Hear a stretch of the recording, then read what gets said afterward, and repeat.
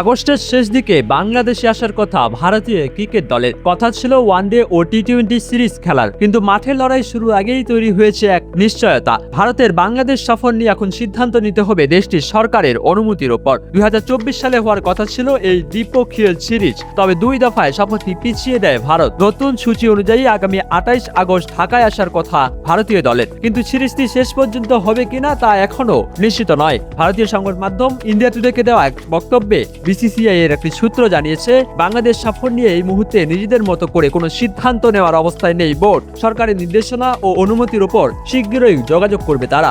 BCCI সূত্র আরও জানিয়েছে, বাংলাদেশ ক্রিকেট বোর্ড বিসিবি ইতিমধ্যে সফরের বিষয়ে তাদের চিঠি দিয়েছে। দুই দেশের ক্রিকেট বোর্ডের মধ্যে নিয়মিত যোগাযোগও হচ্ছে, তবে সফরের চূড়ান্ত সিদ্ধান্ত নির্ভর করছে ভারত সরকারের নির্দেশনার উপর। সূচি অনুযায়ী বাংলাদেশ সফরে ভারতের খেলার কথা 3টি ওয়ানডে ও 3টি টি-20।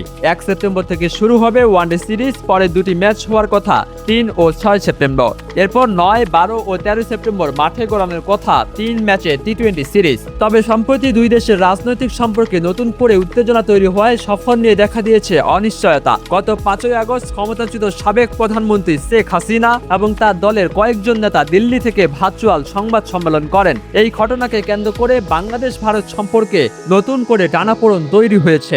এখন তাই ক্রিকেট প্রেমীদের অপেক্ষা, শেষ পর্যন্ত কি ঢাকায় আসবে ভারতীয় ক্রিকেট দল, নাকি আবারও পিছিয়ে যাবে বহুল প্রতীক্ষিত এই দ্বিপক্ষীয় সিরিজ। চূড়ান্ত সিদ্ধান্তের জন্য এখন তাকিয়ে থাকতে হচ্ছে ভারত সরকারের দিকেই। মাহমুদ বিন মারুফ, স্পোর্টস ডেস্ক, ডেইলি সকালবেলা।